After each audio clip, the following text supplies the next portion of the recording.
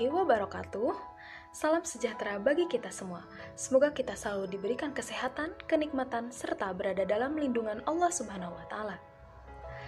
Teman-teman semuanya, di sini kami akan mempresentasikan laporan ketiga praktek usaha pada mata kuliah kewirausahaan dengan dosen pengampu Bapak Edi Setiawan SOS MSI.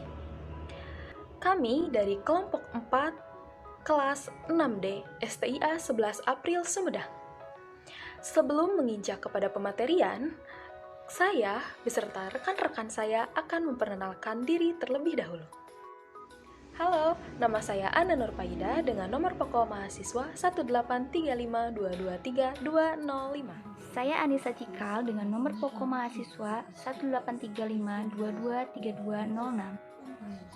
Nama saya Fajar Hilman dengan nomor NPM 18352232448. Baik, nama saya Robi Diansyah, kelas 6D, NPM E18+35223334. Dan saya Sepia Vira dengan nomor pokok mahasiswa 1835223337. Nah, karena saya dan rekan-rekan saya sudah memperkenalkan diri, saatnya kita masuk kepada pematerian.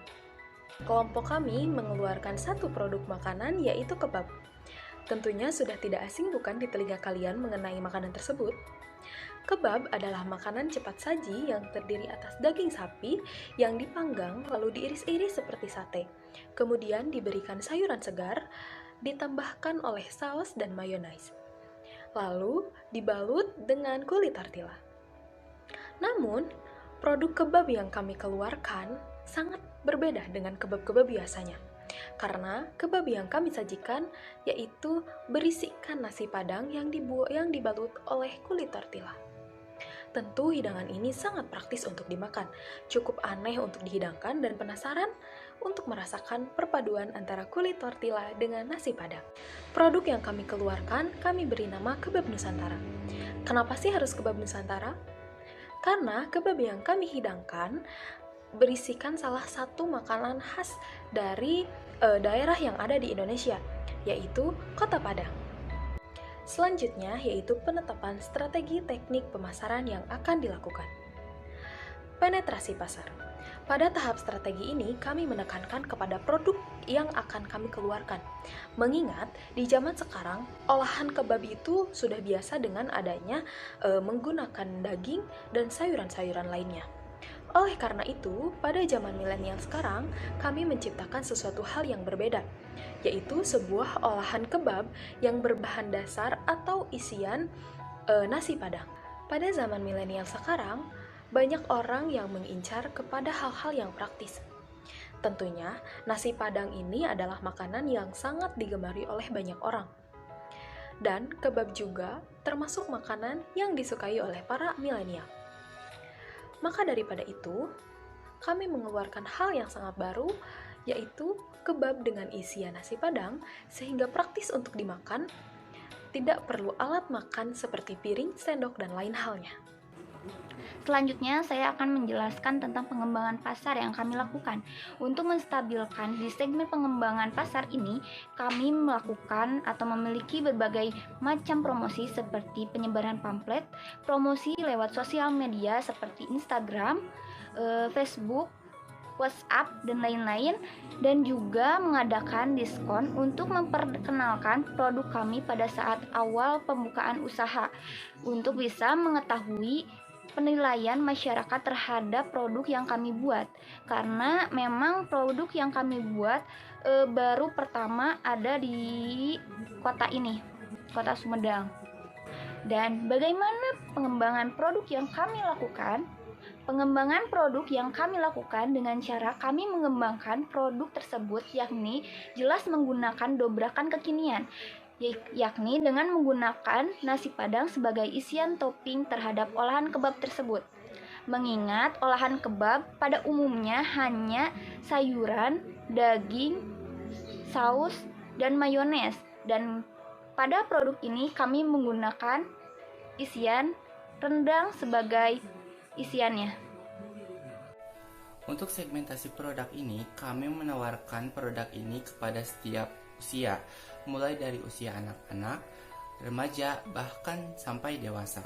Nah, olahan produk yang kami sajikan ini merupakan olahan khas jajanan rakyat, yang mana memadukan antara nasi padang dan juga kebab, sehingga menghasilkan suatu produk yang dinamakan kebab nasi padang. Nah, untuk lokasi pemasarannya sendiri, kami bertempat di Kabupaten Sumedang, yang mana menggunakan sebuah metode promosi seperti mulut ke mulut, brosur, pamflet, dan juga lewat jejaring sosial seperti Instagram dan masih banyak yang lainnya. Di sini saya akan melanjutkan pembahasan saya. Tadi kan saya membahas mengenai segmentasi produk. Nah, di sini saya akan bahas tentang pricing atau penetapan harga berdasarkan jumlah biaya produksi. Nah, untuk modal awal kami menetapkan suatu produk atau sebuah produk yaitu sebesar 250.000. Itu adalah harga penetapan awal ketika produksi. Tetapi melenceng daripada yang diinginkan, yaitu modal kami hanya Rp100.000 saja. Nah, untuk pembagian produksi kami memproduksi dibagi ke dalam 3 tahap produksi. Nah, tahap pertama yaitu kami menghasilkan 3 buah kebab, dan tahap kedua kami menghasilkan 3 buah kebab lagi, dan yang terakhir yaitu tahap ketiga kami menghasilkan 2 kebab saja, yang mana harga per kebabnya itu hanya Rp20.000 saja. Nah, jadi jumlah keseluruhan yaitu 20.000 dikali 8 pieces kebab, yaitu sama dengan Rp160.000 saja.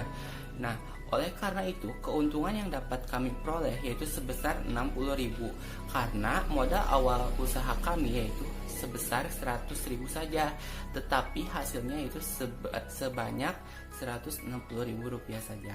Nah, itu dia pricing yang telah kami rencanakan dalam usaha produk kebab ini. Sekian. Waktu dan tempat pembuatan produk kebab Nusantara ini dilaksanakan pada hari Selasa tanggal 27 April 2021 pukul 12 sampai 4 sore. Tempat di Jatihurip. Kami melakukan produksi ini secara bersamaan atau berkelompok yang terdiri dari 5 orang anggota lebih. Tepatnya kami memproduksi di salah satu rumah kerabat kami. Alat yang sudah saya persiapkan di rumah, yang pertama kompor, wajan, teflon, magicom, spatula, capitan stainless steel, sendok, garpu, gunting, pisau, kertas minyak, stiker, piring, dan mangkuk. Yang terakhir tempat mika. Untuk bahannya, di sini ada beberapa bahan yang sudah tertera. Yang pertama, bahan yang digunakan nasi, yang kedua tortilla, yang ketiga daging rendang, yang keempat sambal hijau, yang kelima sayuran, daun singkong yang matang atau yang sudah direbus, yang keenam mentega, dan yang ketujuh mayonnaise. Siapkan alat dan bahan yang akan diperlukan. Yang kedua, masak beras menggunakan magicom. Setelah nasi matang, siapkan kulit tortilla. Simpan daging rendang di atas tortilla, tata dengan serai yang rapi dari awal nasi sampai ke yang terakhir. Simpan nasi dengan rapi di atas daging, kemudian simpan beberapa helai daun singkong yang sudah matang di atas nasi. Lalu tambahkan sambal hijau di atas daun singkong, lalu disiram dengan kuah bumbu rendang. Tambahkan mayones di atasnya dengan rapi atau secukupnya. Setelah bahan semuanya di atas, tortilla lipat dengan rapi dengan perlahan, jangan sampai belah. Setelah ini, tambahkan mentega sedikit di wajan dan panaskan wajan dengan api kecil sehingga tortilla tidak terlalu gosong. Setelah tortilla berwarna kecoklatan seperti dibakar, maka angkat dan tiriskan sehingga minyak dari mentega berkurang. Sajikan dan bungkus dengan kertas minyak. Selanjutnya, step yang kedua yaitu proses distribusi dan transaksi. Untuk proses distribusi dan transaksi pada produk kebab Nusantara ini, kami melakukan distribusi secara langsung terhadap konsumen. Namun, sebelumnya kami melakukan sistem PO terlebih dahulu untuk memulainya. Sebelumnya, kami melakukan produksi beberapa pitches terlebih dahulu untuk menjadikan bahan promosi yang disebarluaskan di berbagai media sosial yang kami miliki, agar menjangkau lebih banyak konsumen.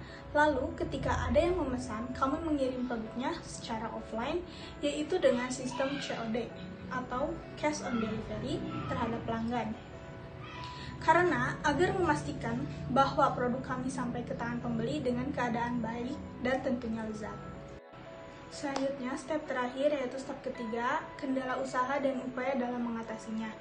Kendala yang pertama, pada saat pertama melakukan produksi, kami sangat kesulitan dalam melipat kulit tortilla, sehingga sering terjadi kegagalan dalam bentuknya. Kendala yang kedua, belum konsistennya dalam ukuran kebab. Yang ketiga, dalam pembuatan nasi, ketika pertama pembuatan terlalu kering sehingga nasi susah untuk dibentuk atau dirapihkan. Upaya untuk mengatasinya, yang pertama, melihat tutorial dan melatih agar terbiasa melipat kulit tortilla. Yang kedua, dengan menentukan banyak dan sedikitnya bahan yang dimasukkan. Yang ketiga, memperhatikan air untuk menanak nasi agar konsistensi nasi baik. Nah teman-teman, ini merupakan dokumentasi kami pada saat pembuatan kebab Nusantara. Dan ini sebagian bukti pemesanan produk kami. Semoga kalian yang sudah menonton tertarik dengan produk kami ya. Sekian presentasi dari kelompok kami mengenai laporan usaha. Terima kasih atas perhatiannya. Wassalamualaikum warahmatullahi wabarakatuh.